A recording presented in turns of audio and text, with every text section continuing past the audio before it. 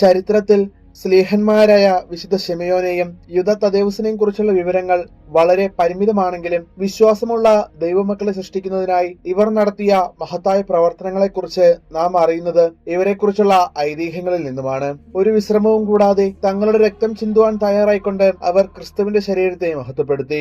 കാനാന്യനായ അഥവാ തീഷ്ണമതിയായ ശിമയോൻ ക്രിസ്തുവിന്റെ അപ്പസ്തോലന്മാരിൽ ഒരാളാണ്. കാനാന്യൻ എന്ന വിശേഷണത്തെ ആസ്പദമാക്കി ചിലർ അദ്ദേഹത്തിന്റെ ജന്മദേശം കാനാൻ ആണെന്ന് പറയുന്നത് പൊതുവെ ആരും സ്വീകരിക്കുന്നില്ല. അദ്ദേഹം ഗലീലിയൻ തന്നെയാണ്. കാനായിലെ കല്യാണത്തിലെ മണവാളൻ ഈ ശിമയോനാണെന്ന് ഗ്രീക്കുകാർ പ്രസ്താവിക്കുന്നു. 12 സ്ലീഹന്മാരുടെ പേരുകൾ കൊടുത്തിട്ടുള്ളിടത്ത് ശിമയോന്റെ നാമം ചേർത്തിട്ടുള്ളതിൽ കവിഞ്ഞ് യാതൊന്നും ശിമയോനെ പറ്റി സുവിശേഷങ്ങളിലില്ല.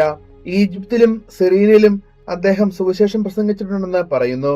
യൂദാ തദ്ദേവൂസ്. യൂദാസ് കറിയോത്തയുമായി തെറ്റിദ്ധരിക്കാതിരിക്കാൻ ഈ അപ്പസ്തോലനെ യൂദാ തദ്ദേവൂസ് എന്നാണ് വിളിക്കാറുള്ളത്.